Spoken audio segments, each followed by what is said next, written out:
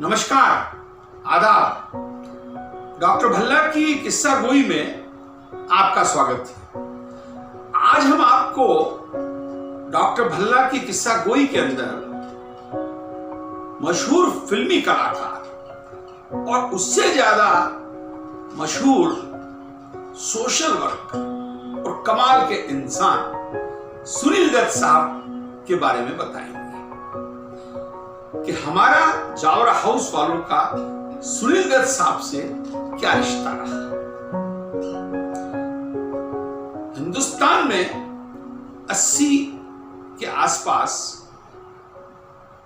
नशे की समस्या ने बहुत ही गंभीर रूप ले लिया था और हीरोइन और स्मैक बहुत जबरदस्त रूप से नौजवानों के बीच में उनको बर्बाद कर रही थी। उसी दौरान भारत में एक जवान, खूबसूरत और डायनामिक प्राइम मिनिस्टर आए जिनका नाम था राजीव गांधी, जिनको हम जानते थे। एक बार हमने अपनी एम्बेसडर कार में करोल बाग के स्लम बाबा नगर से 8-10 नशेबाज बच्चों को बिठाया और राजीव गांधी के पास ले गए। राजीव जी उनको देख के कहने लगे, ये कौन है?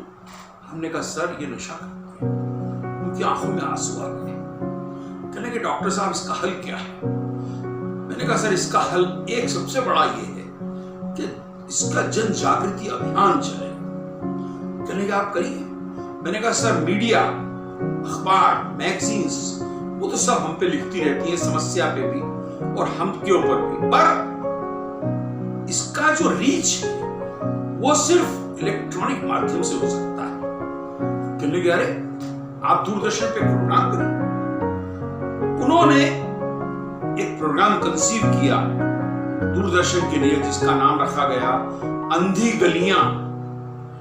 उस अंधी गलियां का कार्यक्रम संडे को पूरा हिंदुस्तान फिल्म देखता था और फिल्म के बीच में इंटरवल में आपके डॉक्टर भल्ला प्रकट हो जाते थे। हमको सुनील दत्त से मिलने का कहा गया। राजीव जी ने कहा, आप उनको जानते हैं? मैंने कहा, सर थोड़ा बहुत जानता हूं, ज्यादा नहीं। कि आप हमारे रेफरेंस से उनसे मिली। हम दत्त साहब से मिले, वो बड़े खुश हुए कि इस अभियान को हम चालू कर रहे हैं। हमने उनसे गुजारिश की कि आपका समय समय पर हम मार्गदर्शन लेते रहेंगे और इस प्रकार से सुनील दत्त साहब के हम एक हम्बल वर्कर बन गए। एक दिन पार्लियामेंट में बालकवि बैरागी और वो दोनों साथ बैठते थे तो उन्होंने कहा, ये डॉक्टर हरीश भल्ला के घर चला जाए। बैरागी जी ने कहा, भाई मैं तो वहां जाता ही रहता हूं, तो क्या आज रात को उनके यहां खाना खाया जाए? मुझे बैरागी जी ने फोन किया, अरे भाई हरीश भाई, आज सुनील दत्त साहब आपके यहां खाने पे आ रहे हैं। मैंने कहा, हमारा सौभाग्य। देखा रात को करीब 8:30 बजे सुनील दत्त और बालकवि बैरागी हमारे घर तशरीफ ले आए और हमने एक बहुत पुराने कलाकार, पुराने जमाने के कलाकार जगमोहन को भी दावत दे रखी थी। जगमोहन की कहानी में एक अलग एपिसोड में सुनाऊंगा। वो आए, कुसुम ने उनको रिसीव किया। जगमोहन जी यहाँ पे थे और हमारे कुछ दूसरे मित्रों को भी हमने बुला लिया था। आलोक मेहता जैसे मित्र थे, उनको हमने बुला लिया था। तो हमने उनसे कहा कि ये इनको पहचानते हैं आप? दत्त साहब कहने लगे, नहीं। मैंने कहा, ये है जगमोहन। कहने, जगमोहन? जगन में मित्रा? कहा, जी। अरे भाई तुम जिंदा हो? हमको तो मालूम ही नहीं तुम जिंदा हो, क्योंकि मैं रेडियो सिलोन में जब काम करता था तो तुम्हारे गाने सुनाता था। ये न बता सकूंगा मैं मुझको ही तुमसे प्यार क्यों। बड़े खुश हुए, कहले आज तुम्हारा गाना जरूर सुनेंगे। 10 साल आए और फिर हमारी महफिल चालू हुई। उन्होंने हमको कई किस्से सुनाए, कई बातें हुई, दर्दनाक भी, खुशी की भी। उन्होंने अपने किस्से सुनाए कि किस प्रकार से रेडियो सिलोन पे एक अनाउंसर से चलकर उनकी यात्रा मदर इंडिया और दूसरी फिल्मों में उन्होंने काम किया। कई 100 सैकड़ों फिल्मों में उन्होंने हीरो का रोल किया। और उसी दौरान उनसे हमने पूछा कि अमिताभ बच्चन को भी तो आप ही ने लॉन्च किया था। तो हंसने लगे, कहने लगे, जी ना किस्सा बताइए। कहने लगे, एक बार क्या हुआ कि हमारा अजंता आर्ट्स हमारा कंपनी थी, उसमें नरगिस ने हमसे कहा कि इलाहाबाद से मेरी एक मित्र है तेजी बच्चन, उसने अपने बेटे को भेजा है एक खत लेके, वो फिल्मों में आना चाहता है। तो हमने कहा बुलाइए ऑफिस के अंदर। देखा तो एक दुबला पतला लंबा सा, कोई खास शक्ल सूरत वाला नहीं। हमने उनको ऊपर से नीचे तक देखा, तो कहा कि तुम्हारी शक्ल है ना सूरत है, तुम क्या फिल्मों के काबिल हो? हमने उन्हें रिजेक्ट करके चलता कर दिया। कुछ दिनों बाद नरगिस ने हमसे कहा, अरे भाई सुनील, इंदिरा गांधी जी की चिट्ठी लेकर वही नौजवान फिर से आया है, अब तो तुमको कुछ करना पड़ेगा, क्योंकि इंदिरा जी को हम मना नहीं कर सकते। आए वो फिर से, तो सुनील दत्त ने कहा कि भाई अब तो लेना ही पड़ेगा तुम्हें। उन दिनों सुनील दत्त बना रहे थे फिल्म रेशमा और शेरा।